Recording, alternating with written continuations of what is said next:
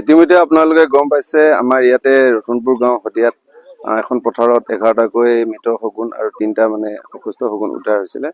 সেইটো সকলোৱে জানিলে। আমাৰ এৱাৰনেছ সভাটোৰ মূল উদ্দেশ্যটো হ'ল কি, মানুহৰ যেনেকৈ পৃথিৱীত অধিকাৰ আছে, জীৱ-জন্তুবিলাকৰ অধিকাৰ আছে।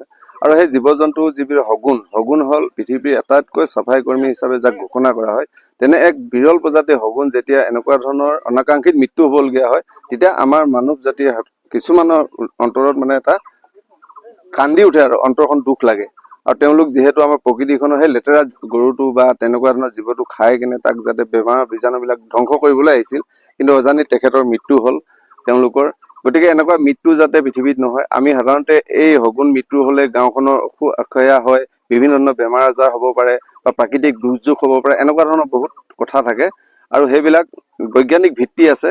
গতিকে এনেকুৱা ধৰণৰ যাতে নহয় আৰু গাঁওখনৰ মাজত যাতে সচেতনতাটো বৃদ্ধি হয়, জীৱ-জন্তুৰ প্ৰতি মৰম চেনেহ বৃদ্ধি হয়। গতিকে ৰতনপুৰ বালিয়ানী গাঁৱৰ সহযোগত আৰু স্থানীয় সংবাদকৰ্মী আৰু ওচৰৰ কাষত থকা বিদ্যালয়, ৰতনপুৰ প্ৰাথমিক বিদ্যালয় আৰু সকলো প্ৰকৃতিপ্ৰেমী সংগঠন একগোট হয়, বিশেষকৈ শদিয়া বনাঞ্চলিক কাৰ্যালয় আৰু ডুমডুমা বন সংমূলত আমি সেই আদ্যশ্ৰাদ্ধৰ আয়োজন কৰিছোঁ। তেওঁলোকৰ আত্মাই যাতে স্বৰ্গত শান্তিৰে বসবাস কৰিব পাৰে আৰু যি 3টা শগুন জীৱিত অৱস্থাত পুনৰ সুস্থ হ'ল, সেই 3টাও যাতে তেওঁলোকৰ ভৱিষ্যত প্ৰজন্ম দুপে আগবঢ়াই আমাৰ পৃথিৱীখনৰ পৰা খালী হোৱা সেই ঠাইখিনি যাতে পূৰণ কৰি পৃথিৱীখন শুৱনি কৰিব পাৰে, সেইটো আমাৰ মূল উদ্দেশ্য।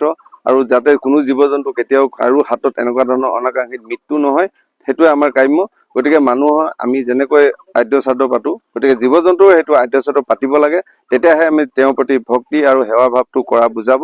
গতিকে অকল ৰতনপুৰ গাঁৱে নহয়, শদিয়াবাসীয়ে নহয়, আমি গোটেই অসমবাসী, গোটেই ভাৰতবৰ্ষই এনেকুৱা ধৰণৰ পদক্ষেপবিলাক ল'ব লাগে। তেতিয়াহে আমি safe elephant, safe animal, safe nature বুলি আমি শব্দকেইটা আমি বাস্তৱ ৰূপত প্ৰকাশ কৰিব পাৰিম। এতিয়া দুষ্কৃতি বাৰী ক'ব মানে কি ক'ম, মানুহৰ মনত কিছুমান মানুহৰ কি থাকে, এটা সংঘাত থাকে।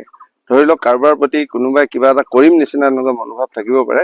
হয়তো অজানিত সেই মানুহজনেও কিবা ভুলবশতঃ সেইটো কাম কৰিলে বা নিজেও হ'ল, এতিয়ালৈকে তেনেকুৱা ধৰণৰ কনফাৰ্ম হোৱা নাই, ছাছপেক্টেড পয়জনিং হিচাপে কৰা হৈছে। আৰু যিটো মৃত গৰু ভক্ষণ কৰি হোৱা বুলি সন্দেহ কৰা হৈছে, সেই মৃত গৰুৰ কিছুমান অংশ আমাৰ ফৰেনচিক লেবৰেটৰীত আমি পঠাইছোঁ আমাৰ বন বিভাগৰ তৰফৰ পৰা। তাৰ পৰা অহা বছৰে গম পোৱা হ'ব যে ই সঁচাকৈ পয়জনিং হৈ মৃত্যু হৈছে নে তেওঁলোকে অন্য কিবা নেচাৰেল কাৰণত মৃত্যু হৈছে। আমাৰ ৰতনপুৰ গাঁৱৰ পথাৰত দ বিল বুলি কয়, দ বিলত শগুন পৰি থকা বুলি আমাৰ গাঁও প্ৰধানে খবৰ দিয়ে। উক্ত খবৰ পাই আমি লগে লগে WTI তিনিচুকীয়াক খবৰ দিওঁ আৰু আমি নিজেই ঘটনাস্থলীত উপস্থিত হওঁ। তাৰ পাছত WTIৰ চিকিৎসক বিশেষজ্ঞ আহি পাই শগুনকেইটা উদ্ধাৰ কৰা হয় আৰু 11টা শগুন মৃত অৱস্থাত পোৱা হয়। 3টা শগুন মৃত প্ৰায় অৱস্থাত আছিল কাৰণে তেখেতসকলক উদ্ধাৰ কৰি চিকিৎসাৰ বাবে আমি প্ৰথমতে বনাঞ্চলিক বিভাগৰ কাৰ্যালয়লৈ নিয়া হয়।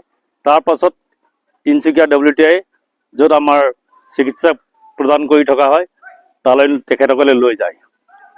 অৱশেষত আমি উক্ত 3টা শগুনক পূৰ্ণ সুস্থ অৱস্থাত আনি আজি ইয়াত এটা আদ্যশ্ৰাদ্ধ লগতে সজাগতা সভা ইয়াত আমাৰ ৰতনপুৰ গাঁৱত অনুষ্ঠিত কৰা হৈছে। আপোনালোক তাত উপস্থিত আছে, গোটেইখিনি আপোনালোকে গম পাইছেই। সভাৰ শেষত উক্ত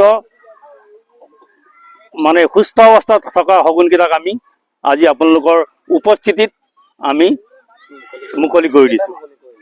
3টা সুস্থ অৱস্থাত আমি সুস্থ কৰি তুলিবলৈ সক্ষম হ'লোঁ আৰু এই 3টাকে আমি আজি আপোনালোকৰ চকুৰ সাক্ষাতত মুকলি কৰি দিছোঁ।